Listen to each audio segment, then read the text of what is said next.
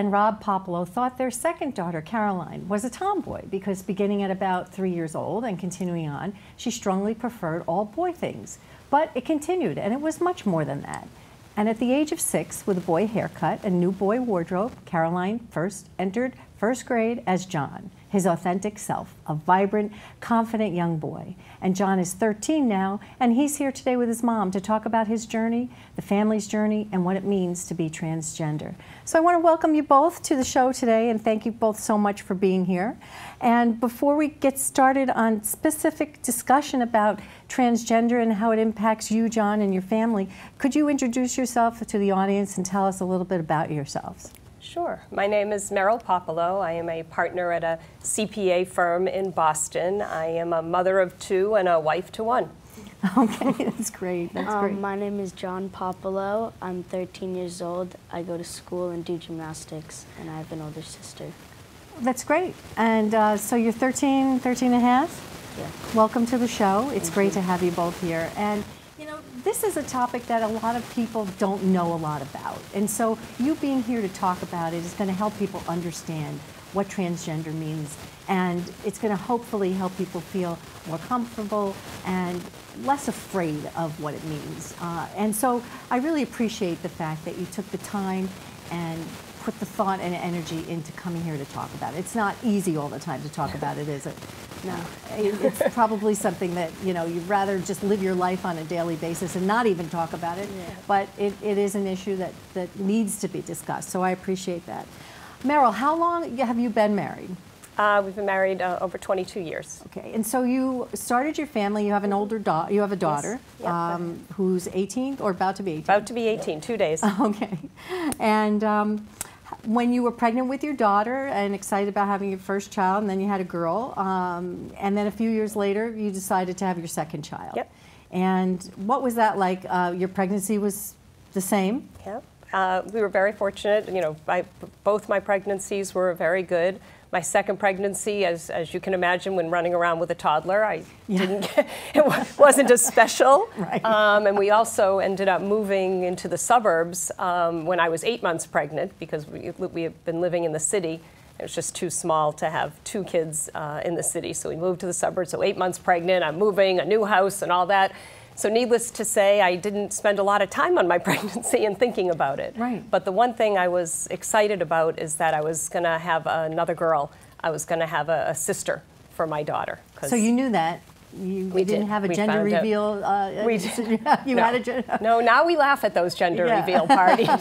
We're like, yeah, that's what you think now, but whatever. So you were excited that you were going to have your daughter was going to have a sister. Yes. And so your second daughter was born, and you were excited about the fact that you had another girl. And how did things start to evolve where, you know, Caroline, who was your second daughter, where you started to notice that there were some differences? You know, I look back, it's probably when he was around 4 years old. Because I remember he went to, you know, we were involved in a daycare. And when we would meet with his teachers there, we would ask the questions, because we noticed it, you know, who's he playing with, what does he like to play at the time, you know, things like that. And they would always say, well, you know, he'll play with anybody, you know, he prefers the dress up, and when he's doing the dress up, it's always taking on a boy role. It's always, I'll be the dad, the brother, I'll be the fireman, I'll be, you know, whatever it was was that. And, you know, we told them to look out for it just because we were curious. And did you think that Caroline was a tomboy? You know, for a little while, you thought maybe that's what it was, but I think as it continued, we realized it was probably something different. We didn't know at the time what it was. We didn't have a name for it. We didn't understand at the time, but we knew it wasn't just a tomboy. It was definitely something more than that. That's the question I think a lot of people have, is how did you actually know it was something more than that? Because you'll see people, you know, with their kids, and their kids want to play dress up, and they want to put on, you know, the boys want to put on the princess dresses or the dancing shoes, and, you know, the fathers typically in that case will say, take those shoes off or take that dress off, you know, and it's over, you know, and it's kind of forbidden. But how did you know that it was more? It just, you know, it got to the point where he wanted, you know, people to call him a different name. And, you know, we joke about it looking back now, but, you know, it was the nom de jour. I mean, he literally went through a time period when he was 4 and 5 years old that, you know, depending on the TV show he liked at the time or whatever, it was Zach or Cody, it was Spencer, it was Josh. Then we had the Summer Olympics come, and it was Michael Phelps. For Michael Phelps Popolo for a while. He really was like, that's what his name, that's what we wanted people to call him. So when you start to get to that, you know, it's not that it's not a phase, it's not really a tomboy. Not really. Do you have, John, do you have any memories of that? I mean, most people, you know, at that young age are just not aware, but do you have any memories? Not really. Like I remember them from stories that they told me, but not right, really anything. But not from you, okay. Yeah. That's understandable. I mean, being that young, I don't remember much back in that day. But so, do you think, Meryl, that you, as a parent, seeing this, that you could have redirected it in any way and insisted that no, this is, you're not going to go by a boy's name, you're not going to play dress up with boys' clothes, you're not going to take on the boys' role? Do you think you could have steered the ship differently, so to speak? I mean, looking back, I mean, now looking back, and I know that I couldn't. But back then, did I think I could? No, you know what? It gets to a point where you worry about what they're wearing, you know, those aren't the important things. Right. You want to make sure they're healthy and they're safe. So if they decide that they want to wear a suit instead of a dress, you know, how much are you going to sit there and argue with your kid? So be it. Yeah, I mean, you know, there are just some times where you just got to pick your battles, right? And so I think that was a part of it, and then we started to understand and really start to educate ourselves on what this might be. And, you know, I think at one point you think, oh, is this you know, can a child make that decision themselves? And it's not a decision. I think when you're that young, it's not a decision. You are who you are, and you're just trying to be who you are, and nobody has to tell you, you're a girl, you can't do this, you're a boy, you can't do that. They're born not knowing what they are. And so if they direct themselves to one thing or the other, that's their natural instinct. Right. And I think that that's really what's different about it. I don't think, I mean, I didn't have 4 older brothers for him. You know, it wasn't like he was watching everybody else and that's where he felt he should go even though he was a girl. He had an older sister who was, you know, pretty much very frilly and, you know, I mean, so it's not like he was watching somebody else saying, oh, that's what I should be. It wasn't like that. So this was all coming from his own inner feelings that none of us can express. You can't tell a kid who they are or what they are. They have to tell you. And I think the general feeling amongst people who've never gone through this is that you are who you are physically. Yeah, well, unfortunately, sometimes God makes mistakes. Yeah, yeah. And I think that that's important to recognize. So many people would resist that. And you're so fortunate to be the type of person, and John, you in a family, I think, that says, okay, let's look at what things are and let's let them be. Because that in itself is a little tough, isn't it? I mean, you and your husband must have had many discussions about this. I can't even imagine how many conversations you must have had about it. We had many discussions, but from the very beginning, we were together in our feelings, which is really helpful because we've seen in stories you read it, it's really, really difficult on a couple, especially if you don't agree on the direction. If one person is saying we should do this and the other, it can wreak havoc on a family, it can wreak havoc on a relationship, and we've been very fortunate that since day one, we've been supportive of each other and of John. So you started to make these observations, and then what happened? How did it evolve over time? So it started to get more and more, and he really only wanted to wear boys' clothes. All of his friends were boys. He liked doing all sorts of sports. He was good at them, and all of his friends, everybody was boys. And you know, as we started to kind of see, we started to read. I should say my husband started to read, and then he would send me articles, and I'd have to read them. And you know, I have to tell you, there were a lot of sleepless nights. We're reading about what transgender is, and reading about a story about a family up in Maine who had twin boys, and one of them was transgender and a transgender girl. and they literally got like kicked out of their town. I mean, they just their environment was not welcoming, wasn't open to it, and they got kicked out of their town. And I mean, This is why I'm so glad we're talking about it. I had a lot of sleepless nights. Yes. Now this was over 10 years ago, you know. So I personally feel like the world has come very far since then. But it was a scary time. The people that want to kick other people out of town need to learn. They need to understand, and it's hard to understand. People for decades have never really understood this and or even related to it through any personal experience. So it's very hard for people to understand. And so the more you can share, and John, the more you can share, the more people are going to get informed and educated and be more accepting of that. And so the many sleepless nights with you and your husband, very hard. I'm sure it put strain on your relationship. I'm sure there were times you wanted to say, why are we even allowing ourselves to go down this path? Why don't we fight it? Why don't we, you know, try and steer him a different way? I mean, and then there were times you probably just said, he is who he is. I don't think we ever said, how do we fight this? You didn't.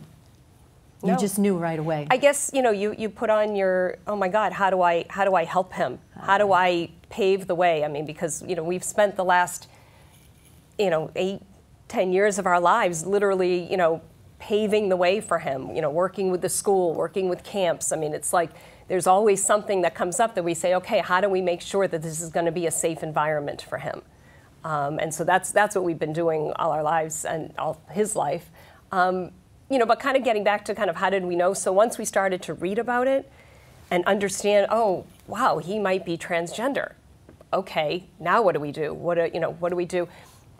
And so we ended up, and I'll never forget this. We went to Disney World for an April vacation the year that he was 5, and we said, okay, we're going to try out. You know, you want to try out being a boy. This is your chance. We've got a week away from family, friends, you know, everything. We're just going away.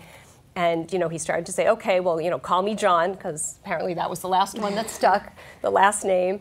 And throughout that week, it just was easy. He just felt a lot more comfortable with himself. You could see that. I mean, my husband would take him into the men's room to go to the bathroom, and you know, when my daughter and I would go into the other room, and he just seemed really just very relaxed by it. So we really kind of felt, well, I guess we're doing this, you know. And so we came back, and this was, you know, we came back from April vacation, so there was still a couple of months left in school. So I said to him, let's see if we can find somebody you can talk to about this, because up till then, we had just been doing this on our own. Yes. So the whole Disney experiment was something you came up with. Everything that, yeah, for the last 2 years. Let's take him to Disney and let him be a boy. For those 2 years, we had just been doing our own research. I've been very open with my family, with my friends. Everybody has been supportive. There was no surprises. You know, we all saw John, you know, over that time really kind of transform himself. So we came up, and John's like, oh, well, you know, can we tell school I want to be called John? I said, you know, let's see this year through. Let's find somebody that you can talk to. Let's find out what's going on in that little head of yours. Do you remember that? No. No? But you were insistent on it at the time. Well, he was. So I said that to him when we first got back, and then I don't know, 2 weeks went by. And he said to me one night, I'm putting him to bed, he's like, Mom, have you found somebody to find out what's going on in my head, inside my head? Wow. And I was like, oh, I felt like a terrible mother because I hadn't done it yet. So, you know, I started to put my feelers out, and I ended up speaking with his pediatrician, who reached out to her network and found a therapist that deals with transgender children, or on the spectrum or whatever. So we called this woman, and we set a time to meet with her. And first she met with my husband and I. So we sat there and we kind of explained what's been going on the last several years. And she explained to us about the whole spectrum of, you know, there's black and there's white and there's all this gray. And lots of people fall within the gray. And they, you know, depending on, you know, how they feel about themselves, it might not be that they are transgender. It could be that they're somewhere along the spectrum, and they are a female and like to be a female but like to wear men's clothes, or they like to keep their hair short and wear makeup but they're a guy. I mean, it just, all these things, just a way to express themselves, and it can fall anywhere on that spectrum. So we kind of walked out of there and we said, you know, there's not really a spectrum for him. he's really right way over He's here. really. And yeah, and so she taught us things like, things to think about, the insistence, persistence, and consistence. And that's, if you're really seeing somebody who is that insistent on who they are, they're persistent about it, it's been a long time, and they're consistent, not wavering between one day I'm this, one day I'm that. And, the more she talked and the more we heard, we're like, this is who he is. And he just knew. I mean, He told us this was his. We just, followed him. Right. It's amazing because even you said that when a child is born, a child doesn't know what gender they are. They just know that they are. But as they start to get a little bit older and they start to fit into a role, you knew that that's where you fit. And now you hear a lot of it in stories told to you because you were too young to remember. Yeah. But I'm sure as time has progressed, you have a lot of other memories leading up to where you are right now, and the process that you've been going through. How was it then? First grade was a big change for you. Do you have any memories of that? A few. I liked how people didn't call me Caroline, and I could be the name that I wanted to be called, whatever name that was at the time. I liked that. It felt comfortable for you? Yeah. So the summer from kindergarten to first grade, you made that decision. Mm-hmm. Let's just go with it. And how did you prepare? So we prepared by, unfortunately, the elementary school that he went to for kindergarten was going through getting a new principal. So as soon as she came on board, I had an email out to her saying, hey, welcome to the community. We have something we need to discuss with you that needs to be discussed before school starts. Right. So we had met with the principal and the school psychologist several times, the last 2 weeks in August before school started, and said, this is what we're doing, and this is what you need to do. Now, at the time, my husband had found the Massachusetts regulations. We live in a great state relative to helping transgender and the whole LGBTQ. They literally had the rules and regulations around what each school, every public school needed to do to accommodate any transgender student. What did they need to do? Well, so yeah. So we handed this off to them because it was a lot of stuff in the background that I don't know about, like their files and all this stuff, like how they're supposed to record the child and all these things. Not to mention, obviously, find a bathroom that they're going to be comfortable using, allow them to use the bathroom of their choosing based on their gender identity, things like that. So I handed this off to the principal the first time we met, and we scheduled for the next meeting. We explained our story and who John was and all that. Well, the next time we met, that paper that I gave her was dog-eared. She had written all over it. She had notes. I was like, oh my God, she took this so seriously, and she was, having nothing to do. We actually had the school administrator also there, and we said, why are you here? They're like, well, because John is the first transgender kid that we know of in our town. Wow. So whatever they were going to do, they were going to be setting precedents. Yes, they were all learning with you. They were. We were all learning together. Mm-hmm. So it really just they were so wonderful. But the biggest help was this gentleman named Jeff Perotti. So our therapist gave us this name of this man, Jeff Perotti, and he is, I don't know what his title is. He works for the state. And he literally goes school to school and help educate the educators for the LGBTQ community. So he works for the Department of Education? He does. Okay. And that's his role all over Massachusetts? That is his role. So it's good to know he's there. I hadn't even met him. I handed the card off to, again, the principal and said, this is the man you should call. He will help you get through this process. Because we're doing what we need to do. We're explaining to you, but there's all these things behind the scenes that we don't know about. Mm-hmm. And so what did he do? So they got in touch, and he came and he met with the principal. He met with his teacher, his first grade teacher, and then he also did a seminar for all the teachers that could come in that week before school started. In addition, since he's a part of the after-school program, we also had to talk to the after-school program and say, look, this was, you met John in preschool, and now he's in the after-school program. This is who he is now. You guys need to help us accommodate him as well. And they went to be trained by Jeff. And then basically he helped the school through it and what needed to be done and what was going to happen. It's the type of thing that you plan for the worst and hope for the best. And that was all between kindergarten and first grade? It was all between kindergarten and first grade. So how did first grade work out? What did you do? He went to school on that first day, and basically he just had to say to his friends, I go by John now. Kids who remembered him. But you must have looked different, right? I think so. His hair was a little shorter, but he had been dressing like a boy. Oh, right. All throughout kindergarten. His hair was, shoulder length, but he always wore a hat. Yeah. And the kids were great, because kids, until they are influenced by outside forces, are very accepting.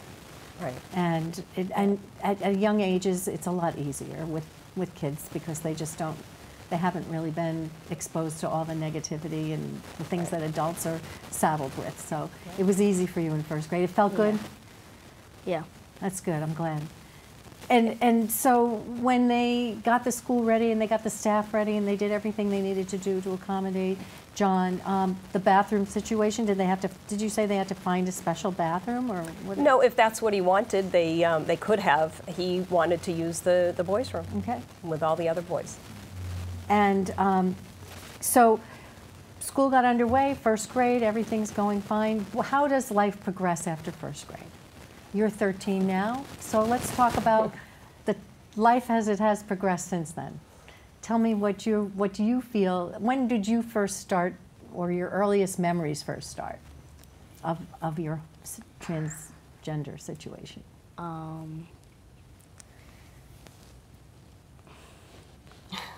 I don't know. You just feel like yourself. I can see that. Yeah. It's almost like I'm asking you to talk about something that's an issue or a thing that doesn't even feel like it is to you. Tell me about that arm you've had. Yeah, tell me about your arm. How does it feel now? Does it still feel the same? Yeah. I mean, I think that's really the case, because as far as he knows, he's just, he's just been a kid. But now at the age of 13, you're in 7th grade? Yeah. So middle school is usually a tough time for most kids, no matter what. How has that experience been for you so far? Have things changed at all? Do you feel that it's getting a little harder? The kids are getting a little more maybe questioning, or curious? Or just it's not an issue still? Well, the friends that I've had since elementary school, I mean, they haven't changed. They're still accepting and nice. And the new friends that I've made, I'm not really sure if they know or not. Like, I haven't told them. Mm-hmm. But if they do know, like, we haven't had any challenges or anything. Like, everyone's been nice. Teachers are accepting. I'm so happy to hear that. It's what you would hope for everyone who's going through an identity issue of some kind. You would hope that they could just be accepted and that life would be easy and the way it should be, and you could just move along with life. And you must live with that concern on a daily basis. I do. I'll go back to the first grade, and and I would meet with the principal periodically and say, how is this going? How are people? I think she might have had 2 parents kind of ask a question or two, and everybody was kind of armed with, what they're supposed to say and how they're supposed to say it. And then, one time I'm sitting with her and she's like, well, what are you going to do when he hits puberty? And what are you going to do about this? And I just looked at her and I said, you know what? I'm going to get through first grade. He's going to get through first grade. Mm-hmm. We're going to get through second grade. And we're going to get through third grade. And then by the time we have to make these decisions, we'll be ready. Or we'll hope we're going to be ready. But you know what? Right now I can't make those decisions and I can't think about them because my head will explode. I mean, you just can't take it all on at the same time. You really need to be able to process it, to live with it, and deal with it. And I think that's what we've been able to do. And every year it's gotten easier and easier, and it's become less and less of an issue. But then there comes the time where you have to make decisions, and at that point, we have been ready. And I think that he's also been ready, and he still continues to have to make decisions and think about what's next and what's after that. So that's the tough part. You've talked about the school and how great it was that they had the resources and the people in place and the rules and the guidelines. What about family and friends? How did that go? because there you're not dealing with the same thing. You're dealing with a lot of emotions, and you're dealing with dreams, aspirations, thoughts, hopes, expectations, all kinds of things. What about family? Parents, you know, I think relatives? For the most part, everybody was very supportive. For the most part, we had some standouts that that might have taken a little longer. My mother, you know, was from a generation that says, you know, you make your kid do what you want them to do. You make them dress the way you want them to dress. I remember, you know, before he socially transitioned and he was going by one of his names, my father would say to him, "Hey, you know, Josh, how you doing?" And my mother went up to my father and smacked him and said, "Don't encourage her." Okay, Mom. All right, well. And, you know, I had to have a lot of discussions with her that said, I am not going to force my kid to wear a dress when he doesn't want to wear a dress, and I'm going to support him if he wants to change his name, and this is because that's the parent I am. And eventually, you'll love him enough to accept him for who he is. And she did. I mean, she definitely, you know, came on board, and now she looks back and, you know, says, "Can you imagine a grandmother that doesn't accept their child?" She'll see something on TV, and I'm like, "Oh, no, Mom. Couldn't imagine that at all." I'll tell you one thing. A grandmother helping to educate other people would be great, too, because I think you touched on it briefly when you know, it's another generation. Yeah. And even in that generation, if these things existed, they were not out in the open, probably. Right. It wasn't something you talked about. I mean, people didn't talk about a lot of things in former generations. Yeah. So but, you know, there's that. I mean, I have my grandfather who I had to, you know, I sat down and told him what was going on, and he was 89, 90 years old, and he's like, "Tell John I love him." You know, and so I turned. I was like, "I'll tell Sophia you love her too." Oh, you know? Your older daughter. Yes. You know, because and he starts laughing. But I mean, that was his way of saying, I'm totally supportive of it. My father-in-law also, you know, he's, "Well, you know, that's fine, but I'm always going to call her Caroline." I'm like, "Okay." And I don't know, months later, we're all at dinner, and I hear him say, "John, can you hand me the butter?" And then he looks at me and, you know, and winks, and I'm like, "Thank you." You know, because it's just at some point, it takes people time sometimes to grow into new situations and to accept them. Yes. Yeah. I mean, and we've been living with it, so we knew. As far as friends, everybody was supportive, and I don't really think there was anybody that was surprised, you know, because having seen him grow just for those first 4 years, it wasn't like they one already day knew. he just made a sudden change. That's who he he didn't was. go from pigtails to, you know, to chopped hair. It was never like that. He was never a pigtail type of person.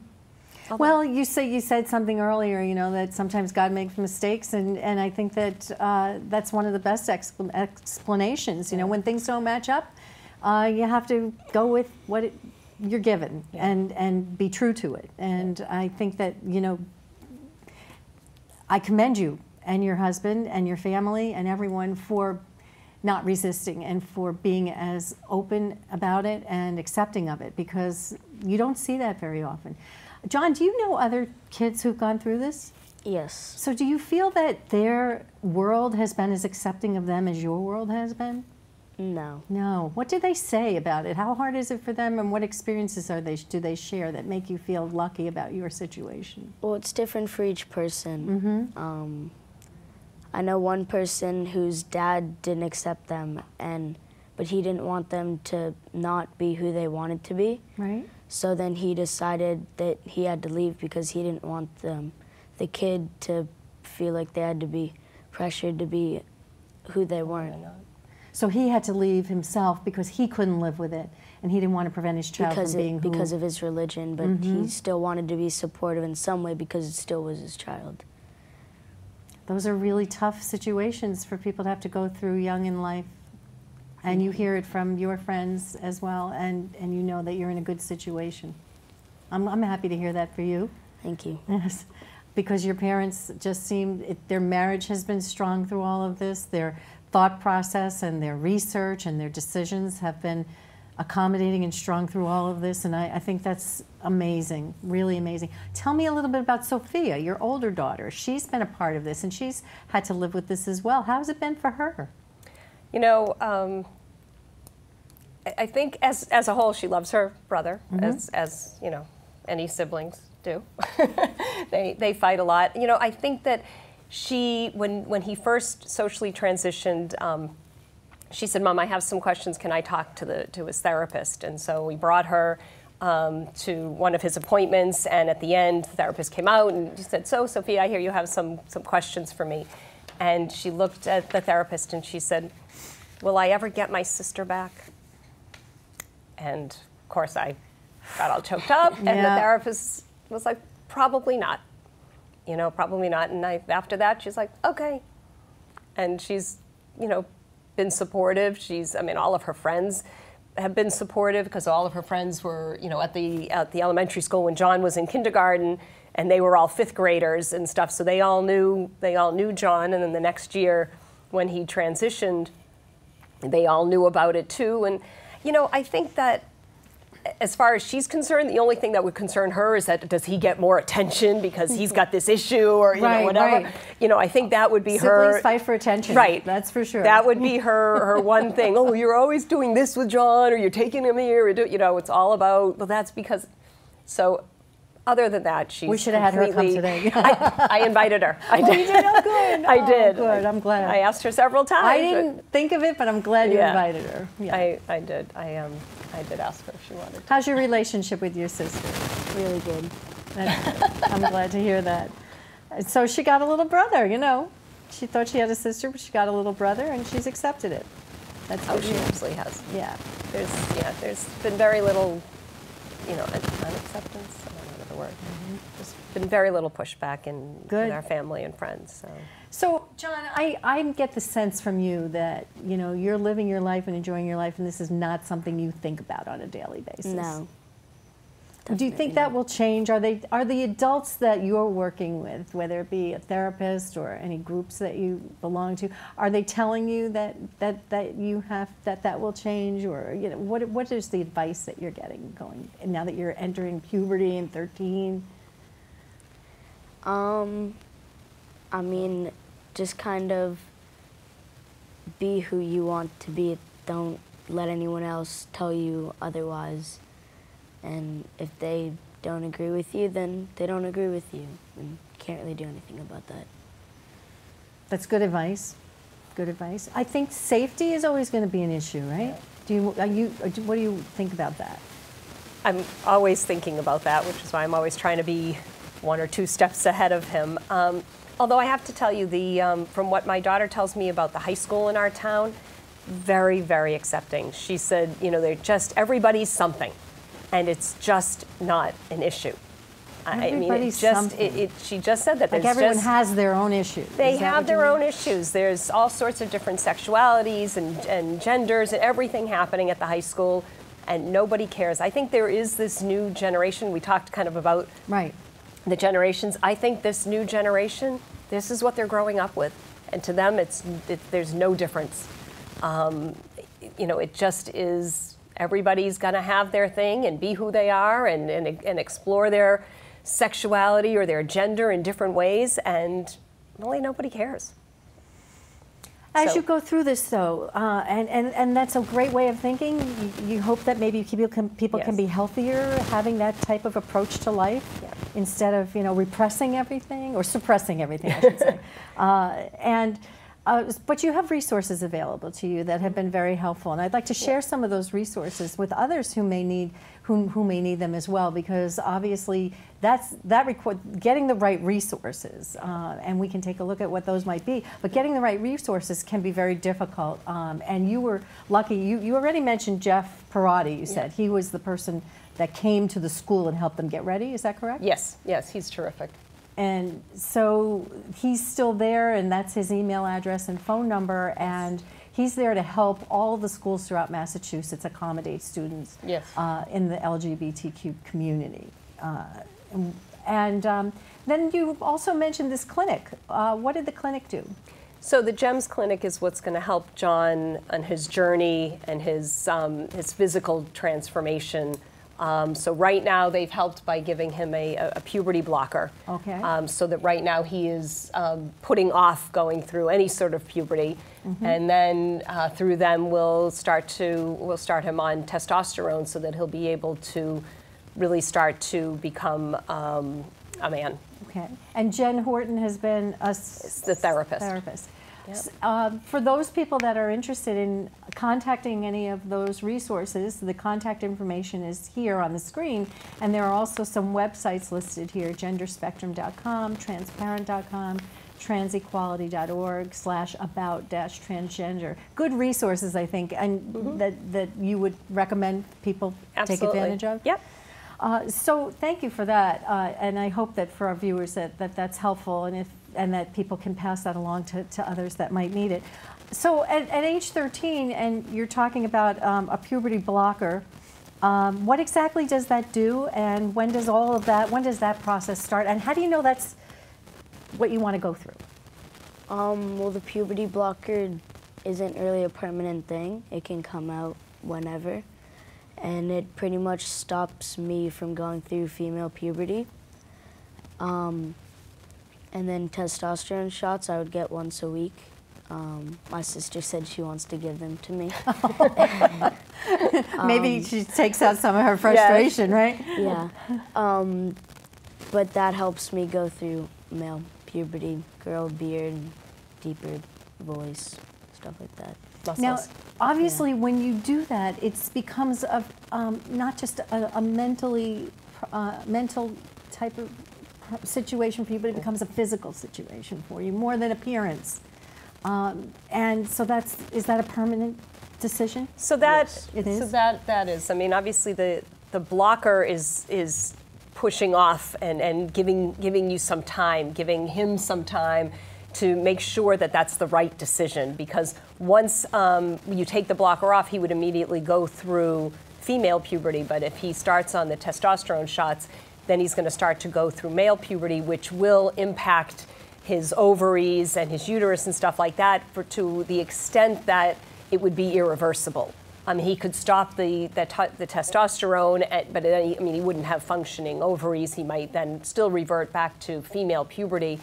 But it's more of a permanent. At that point, you're making a decision that's permanent. Now, for him to be so young and to do that, it's going to allow him to go through this male puberty and then not have to do. A lot of times, transgender people don't come out or don't realize or face who they are or become who they are until after they've gone through puberty. And then you have to have surgery. If you're a transgender man, you have to have, chest surgery and things like that. Whereas if you can catch it early enough, he'll never have to have that kind of surgery because he'll never. Right. Do you have any doubt in your mind? No. You know this is what you want, and this is who you are. Yes. How amazing is that? I mean, it's not like you're sitting around making a decision, to choose a gender. This is who you are. And I think that's so important for people to understand. This is not a choice. This is not a young girl sitting there saying, I want to be a boy. This is a boy who was born biologically a girl who needs to bring the two together and then live a life as a boy. Yep. And be happy with who you are. And there are people, like I said, I told you a story about someone who said that children at a young age can't make these decisions for themselves. But you seem so sure of yourself. Well, also kids at a young age, they're not thinking that they're making a decision. They're not educated enough to make a decision. They're just doing what they feel is right. And it's not like I'm making a life, like a decision for the rest of my life. It's just kind of doing what feels right. And as I got older, I realized what it was. So that's so well put. I mean, it's not like you're sitting there analyzing it, weighing pros and cons. You're just going with what it is and how you feel and what you know is right. What you know is right. Yeah. You don't have to weigh pros and cons. This is who you are, is what you're saying. That's extraordinary, and I hope that this helps people understand, because there's so much uncertainty out there about this. you must encounter the awkwardness that that people have around this topic, and the decisions that you're allowing. I say allowing. Because he's a minor, and you are allowing him to make these decisions with your guidance, obviously. But they're big decisions. I mean, and that's why we reach out to, to the professionals and make sure that, it isn't just our decision, that they're helping guide us, they're helping guide him. We've really had very little pushback. I mean, I can't say enough about kind of where we live. What makes me nervous is, if he were to go away to school, if he were to go to, some southern states that still aren't as progressive and as welcoming as New England might be. Right. But then again, I do hear from a lot of other transgender parents and stuff like that, and they're all across the country, and they all have had great experiences, which is really helpful. I do think that we're making great strides in that it's more exposure, and people are being more educated, and people are coming out more and feeling more comfortable to be who they are. So, I mean, as that continues to happen, that's only going to be better for John. Absolutely. In the long run. Absolutely. So, you talked about, as John gets older and maybe moves away or goes to school somewhere that's not as progressive and welcoming as Massachusetts is. So, I know you said, I'll take 3rd grade, 4th grade, 1 year at a time, and then think about it. So I'm not going to ask you to, think ahead 10 years, but or actually 5 years. But there are, like any parent that worries about their child going away, you'll have worries. And you'll have concerns, and you'll want to check in and provide guidance to make sure that you're being safe and thinking about your safety as well, knowing that the world may not always be as accepting as you and your family and friends. Yeah. Is there anything that you want to do to prepare other people, or do you feel a need to tell other people? Or do you just feel that it is who you are and you don't even need to bring the topic up? I think it just is who you are. People can't really steer you in one direction or another, even if they try. Like she said, like when you asked her if she thinks she could have steered me in another direction. Right. She probably could have tried. I don't know if she would have wanted to, but she definitely could have tried. I don't know if it would have helped. Maybe for a few years, but eventually she wouldn't be able to do anything anymore. Because you think no matter what, eventually you would have just not been happy because you wouldn't have felt authentic? Yeah. That's important to know. And it's also important because there's such a high rate of suicide among transgender. Yes. It's 47%. What is the percentage, John? 47. 47%, which is absolutely terrifying. Yes. And to know as a parent that you made a decision that made your child that unhappy, I couldn't live with myself, and I couldn't. I would never. I just couldn't. Yeah. So I mean, I knew those statistics, and I knew that this is something we have to deal with and we have to support. Now that you're 13 and in middle school and have you started taking the puberty blocker yet? Yeah. Okay. That And was so 2 years, almost 3 years. Oh, okay. Yeah, 2 years. And so then when will you start taking the testosterone? April. Oh, Maybe. soon. Well, congratulations. Thank you. Are you looking forward to it? Yeah. I'm sure you are. Yeah. That's exciting for you. What do you think about now, there's social media and there's dating and all kinds of things that come up at this age. What are your approaches, concerns, thoughts? How are you feeling about it? Social media, I mean, it is what it is. It's not a nice place, but it can be. Have you ever do you feel like anyone's ever called you out on social media? No. Good. Let's keep that from happening as long as possible, because it Yeah. can be brutal on social media. Yeah. Yeah. And so you stay off of it? Is that what you do? No. No? Who does, right? Oh, What's your favorite one? He has his own channels. He's got his own things. Yeah. Is it Snapchat, TikTok, all of those? Yep, Yeah. all of the above. All of the above, yeah. Yeah. Yeah. I mean, the time could come when somebody decides to be really mean and nasty. You can. Yeah. And, you know, there's not much people can do to stop it because they're not breaking any laws. They're just being mean and nasty. Right. And unfortunately, you know, that would fall on you. And so you're going to have to be strong and rely on the people who love you and care about you to help you through those things, right? Yeah. I try to tell him that, you know, people making fun of him for being transgender, that's because it's his Achilles heel. And the kids are always going to find something that they can tease about another person. And, you know, I said the best way to stop that is to say, yeah, so. It doesn't bother me. Yeah, I am. Okay. You know, and then all of a sudden they got nothing to hold over you or start to tease you. Easier said than done, but Yeah. Exactly. but you kind of hope. Yeah. Now, I know, like I said, I have a 13-year-old niece and nephew, and they're very involved in sports, and they both have crushes on other people. Are you in the same space at 13? Yeah. Yeah. Definitely. Yeah. So, are you looking forward to dating? Do you have any crushes on anybody? Yeah. Yeah.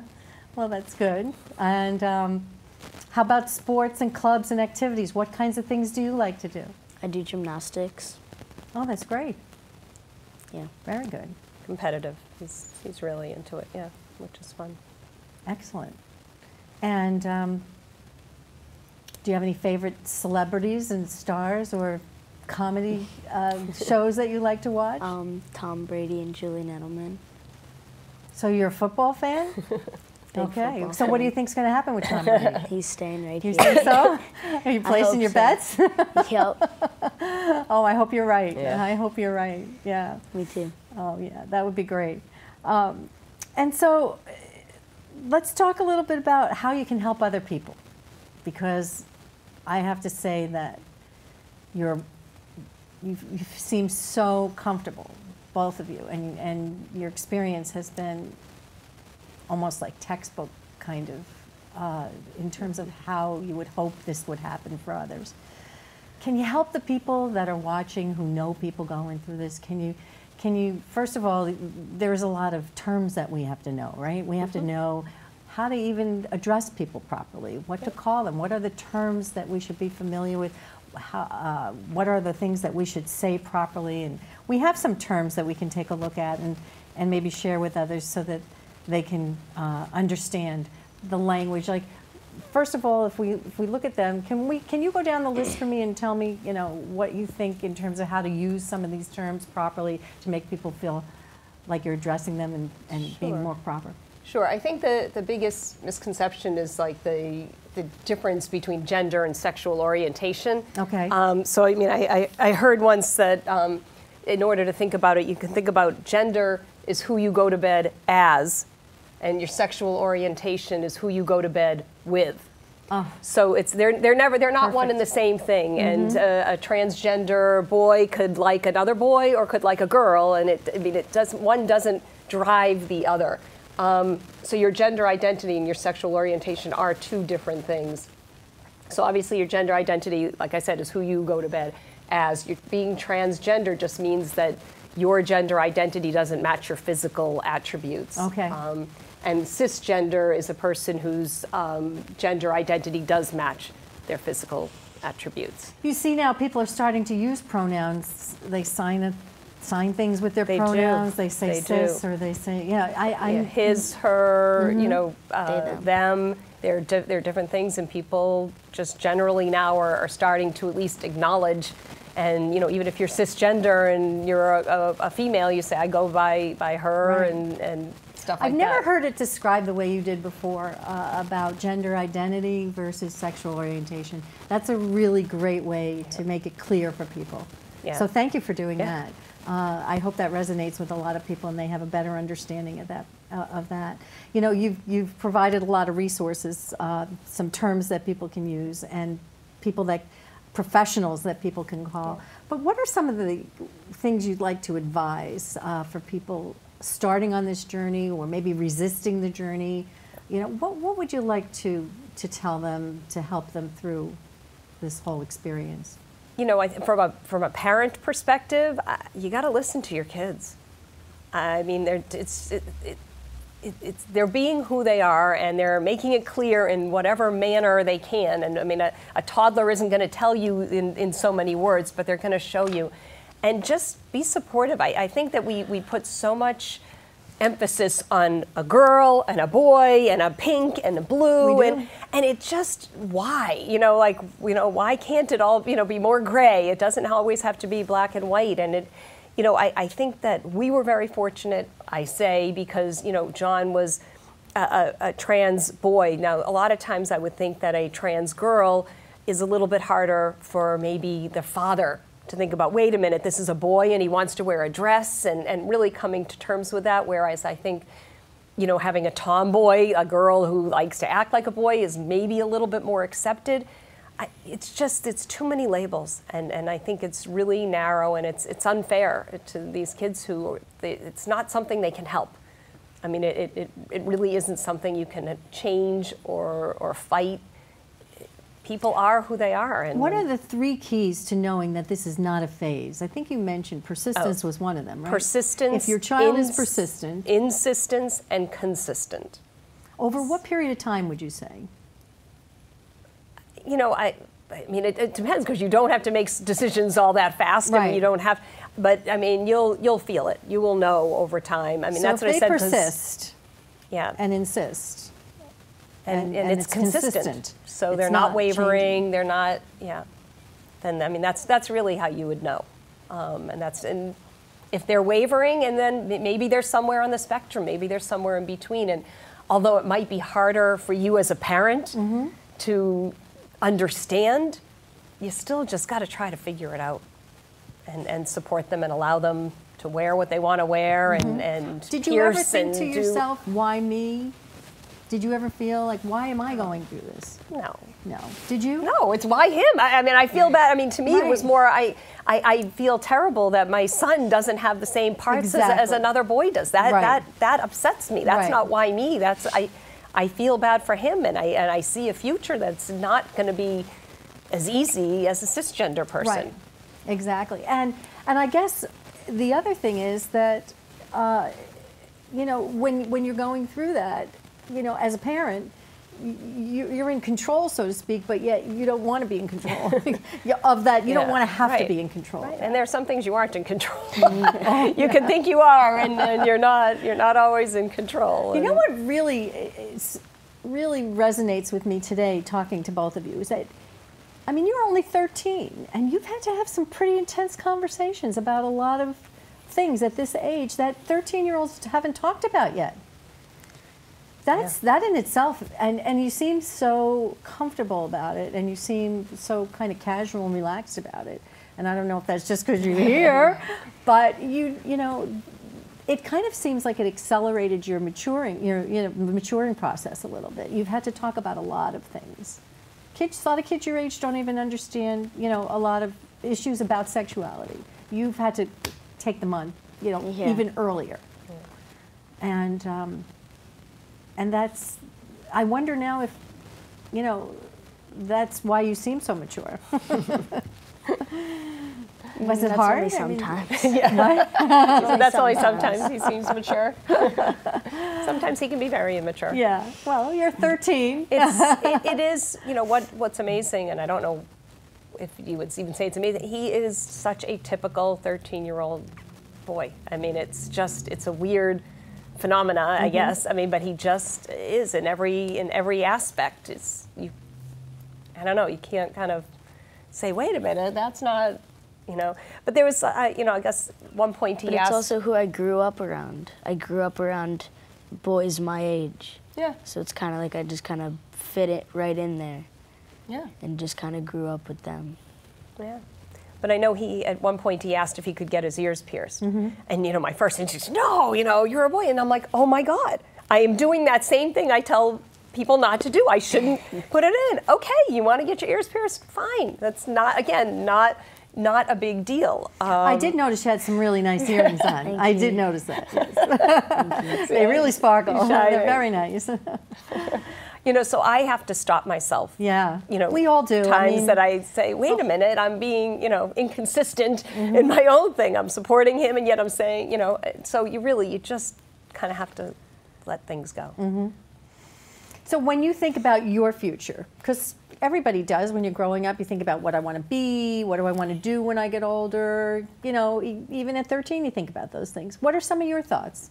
Like what jobs I want to have? Yeah, and what kind of relationships you want to have? What kind of, do you want to have a family? Do you want to have, what kind of work do you want to do? What do you want to do? Yes, I want to have a family, and I want to be either an architect or a biotech lawyer. A biotech what? Lawyer. Lawyer.